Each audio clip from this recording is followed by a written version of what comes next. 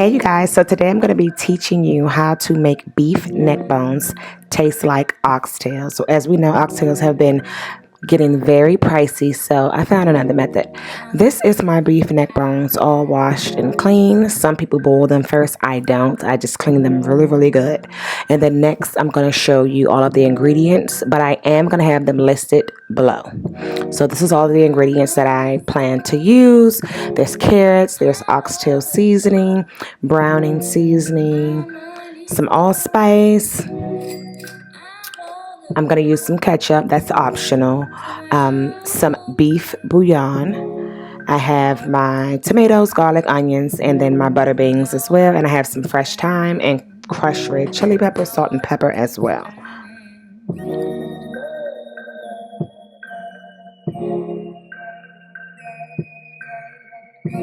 I also have habanero pepper as well, but that's optional because it can get spicy. So we're going to get right into it. We're going to add the oxtail seasoning to our neck bones, and we want to massage that in. We want to get each neck bone fully coated with some of that seasoning.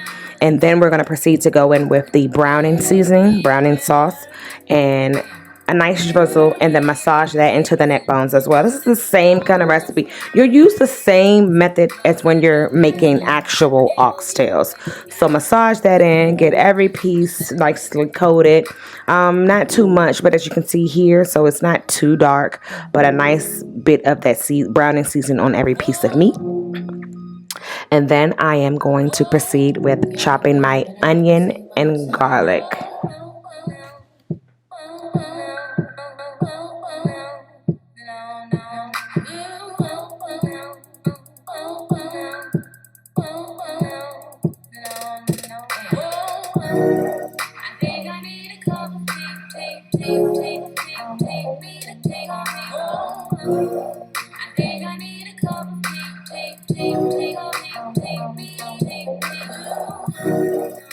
So after adding your chopped onion and thyme to your neck bones, this is where I will let it marinate.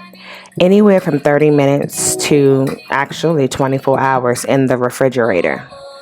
Next, I'm just going to go in and cut up my remaining vegetables. I'm not adding them, but I'm just going to cut them up and set them to a side.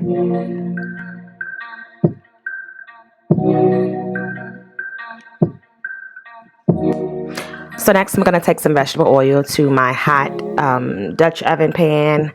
And then I am going to, once it gets hot, I'm going to start adding my, I want to say oxtails, but this is not oxtails. I want to start adding my neck bones to the pot and let each side sear till it's nice and brown. You want it to get browned really good, and then you're going to flip it and let the other side get browned, and then you're going to remove it, and then you're going to add your second batch, because I'm not going to add it all to this pan at once.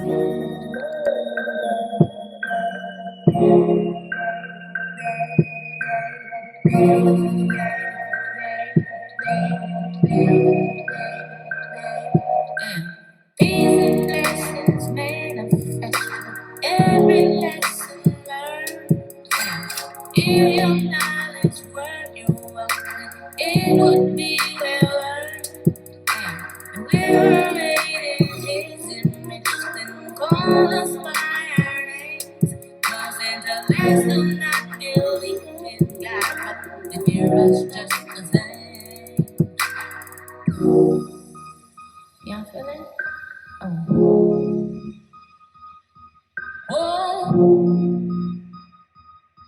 Oh, God damn it, I'ma sing my song.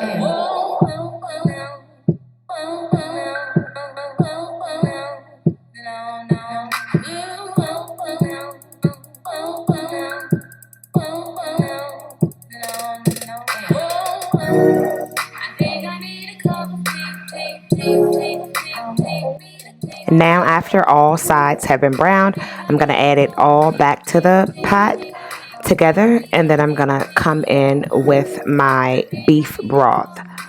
So I've mixed my bouillon with the water, made the beef broth, and I'm going to add it to the pan. You want to make sure that you're adding just enough. You don't want to have it super smothered at this point yet. and then add in your vegetables. So you're going in with our onions and our thyme, and let that kind of simmer down. We don't want to add too much liquid just yet. We're going to add this into the oven so that we're not standing over top of the stove all the while. This is me adding the garlic, and then I'm coming in with the allspice. And then I'm coming in with the crushed red chili peppers. And I'm going to season it with some pepper. I still did not hit this with any salt yet. Remember, your beef bouillon, beef stock, beef broth has salt in it. So you have to be very careful. And then your oxtail seasoning also has salt in it. So I haven't added any salt yet, but I am going to add some salt. And you may or may not see it on camera once I taste my broth. And I haven't tasted it yet because, as you can see, the neck bones are not fully cooked. So now I'm coming in with my chopped tomatoes and that habanero. I'm not going to cut that habanero up. I'm just dropping it in whole. It's going to bust. It's going to get soft. It's going to bust open. The habanero is optional. You do not need to add this if spice is not on your menu, on your palate, should I say. Coming in with the chopped carrots. This is still on a medium to high kind of heat. And then I'm going to add some ketchup. This is optional, but if you know anything about Jamaican oxtails, then you know ketchup is in there. But you don't have to do this because you do have the tomatoes in there. I wouldn't leave out the tomatoes. And that's just my preference. But really, either or, I enjoy the flavor of the tomatoes. So that's what we did. As you see, I just added more of that beef broth. And this is what we're looking like. We're simmering good. So now I've put the cover on the pot and I'm adding it into the oven. You do not have to add your neck bones to the oven. You can stand over top of that stove and cook these for the 3 hours that it's going to take, or you can do this. That way you can do some other things.